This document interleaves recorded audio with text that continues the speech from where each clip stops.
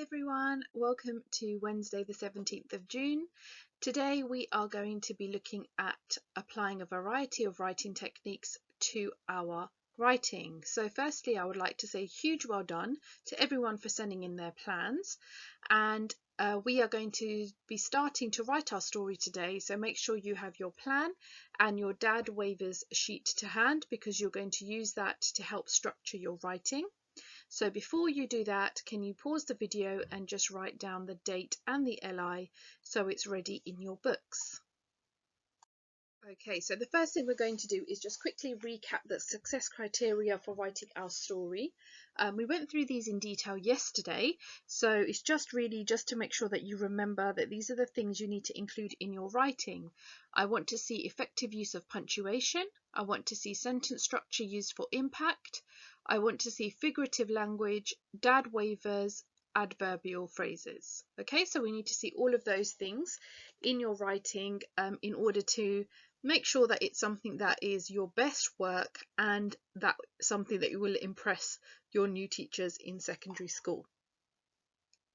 So remember, this was my example of my plan that I wrote yesterday, and I had a story about a character called Jacob who was very quiet, didn't really have many friends, doesn't really go to school, and that one day he's told by his mum that he has to go to school, and he was so terrified because he's so shy about it, and that his first day at school was a disaster. He's picked on, he's made fun of, and when he comes home he decides, actually, I'm not going to school, I'm just not interested in it.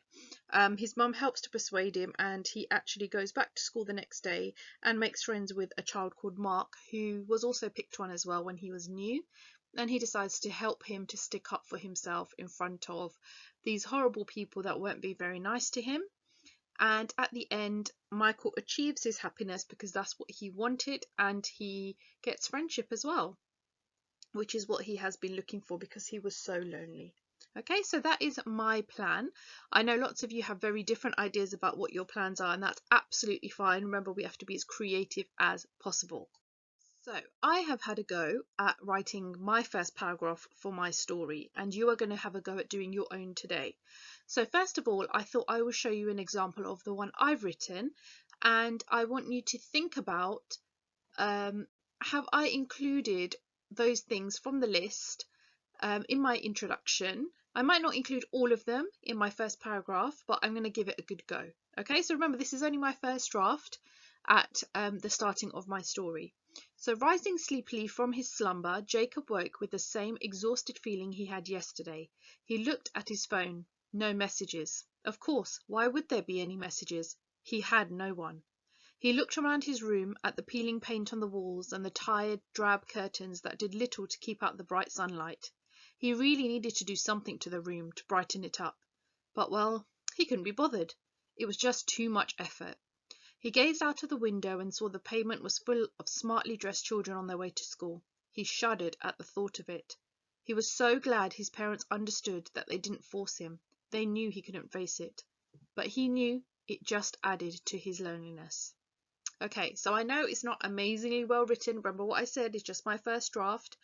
I want you to now have a look at it and see if you can find some features from our list of things that you need to include in your writing. Have I included some of those features in this paragraph? Okay, so I want you to have a quick look of that. So you can pause the video here, and then we'll go through the paragraph again, highlighting examples on the next slide. Okay, so as you can see, I have included alliteration. I've included a rhetorical question. I've got longer sentences for description and shorter sentences for effect.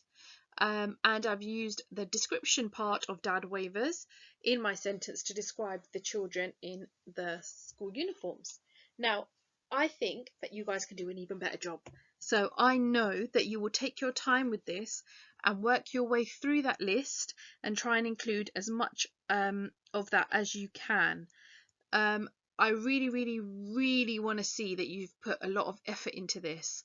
So please take your time and really think about how you can structure your sentences so that they are effective, that they make sense, and that they give the reader a really good image in their mind. So it needs to be full of lovely, lovely description.